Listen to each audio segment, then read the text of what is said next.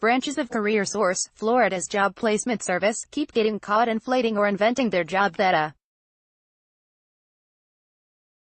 First, it was CareerSource Tampa Bay and CareerSource Pinellas which were caught in February taking credit for thousands of job hires they had nothing to do with.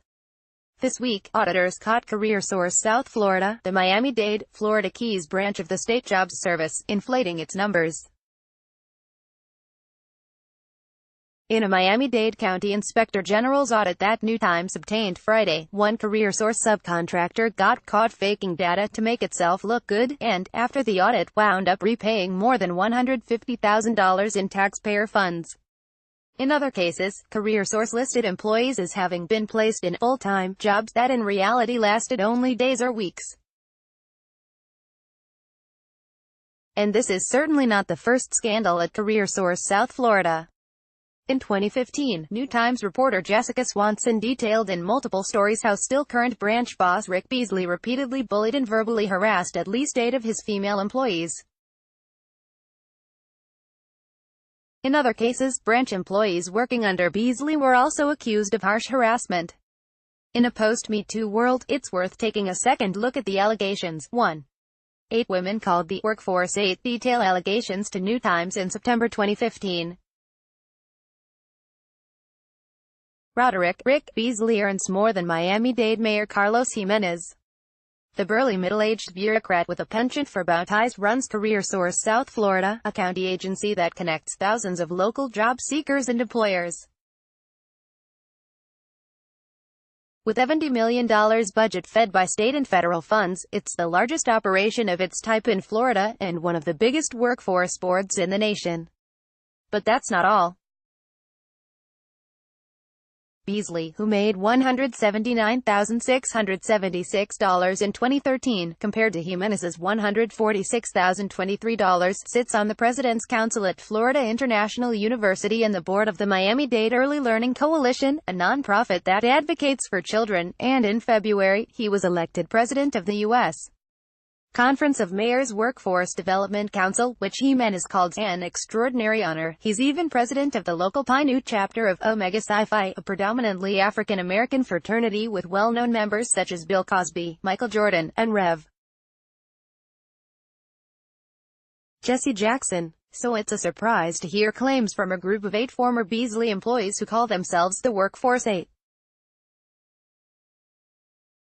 Maintain that the 49-year-old regularly bullies, verbally abuses, and even tosses staplers at female employees before pushing them out. He destroyed our livelihoods, says Linda Pierre, a 36-year-old former research analyst. We are all strong, smart, educated women of all ages and races, and he just couldn't live with that. Pierre, who was fired in August 2014, has spent the past 7 years reporting Beasley's alleged discrimination to authorities yet getting no traction. She penned scores of pages of comments in response to negative job reviews documenting Beasley's behavior, but no one seemed to care. The Office of Human Rights and Fair Employment Practices determined there was no reasonable cause to believe she was discriminated against, and the Office of the Inspector General and the Miami-Dade Commission on Ethics and Public Trust also failed to take action. Then, finally, this past July and August, the Federal Equal Employment Opportunity Commission (EEOC) sided with Pierre and others who had complained about Beasley. The commission agreed he had discriminated against Pierre and retaliated against her after she complained. More striking, it concluded that women working for Beasley had been subjected to the same pattern of harassment, intimidation, exclusion, bullying,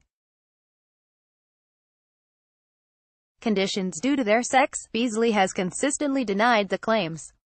Contacted by New Times, he declined to respond to the allegations in detail, saying only, "I treat all men and women, black and white, fairly.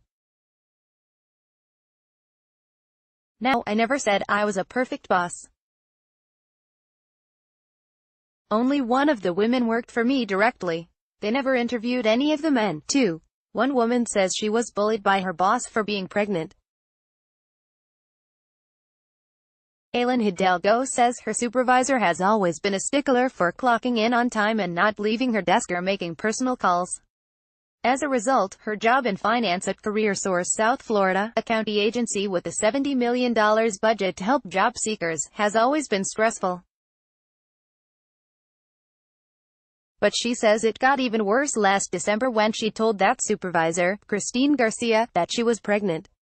Instead of supporting her, Hidalgo says Garcia wrote her up, docked time from her vacation leave, and gave her negative evaluations. "I'd tell her that I was not feeling good, throwing up and with nausea, but she didn't care," she says. "I was scared that she'd come and see that I wasn't at my desk and have a fit." Hidalgo's allegations, which are the subject of an ongoing county investigation, are the latest claims of employee mistreatment at CareerSource. A federal investigation recently found that its executive director, Roderick "Rick" Beasley, discriminates against female employees. Hidalgo thinks Beasley is to blame for fostering workplace bullying. "I was under a lot of stress, and I believe that every problem that happened during my pregnancy was caused by stress from working at CareerSource," Hidalgo says. Beasley thinks he's God on earth and the supervisors can do whatever they want, good or bad. Neither Garcia nor Beasley responded to New Times messages seeking comment on Hidalgo's claims. County spokesperson Michael Hernandez also declined to comment. Hidalgo, who has worked at CareerSource for a decade, says her pregnancy immediately marked her for unfair treatment. When morning sickness forced her to come in late, the time was subtracted from her vacation.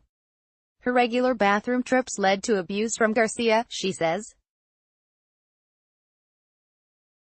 Another employee says the harassment inside CareerSource got so bad he had a stroke. Jose Bonilla spent 35 years working at CareerSource South Florida, a public agency that uses $70 million in state and federal funds to help local job seekers. But the way he tells it, his job became unbearable after Roderick "Rick" Beasley took over and Bonilla's supervisor began systematically harassing him, to the point where he eventually resigned and even suffered a stroke. As soon as Mr. Rick Beasley was hired as director, management culture began to transform since Mr. Beasley fosters and supports bullying, Bonilla says. Many supervisors' behavior progressively got very hostile, arrogant, and bullying, which reflected Mr. Beasley's mindset. Bonilla's accusations, which county investigators looked into but later dismissed, are the latest to come to light against CareerSource and Beasley. 3 months ago, after considering multiple complaints, the Federal Equal Employment Opportunity Commission found that Beasley had subjected female employees to a pattern of harassment, intimidation, exclusion, bullying, conditions due to their sex. Since then, more employees have come forward in New Times interviews alleging they too had also been subjected to verbal abuse and harassment under Beasley's leadership.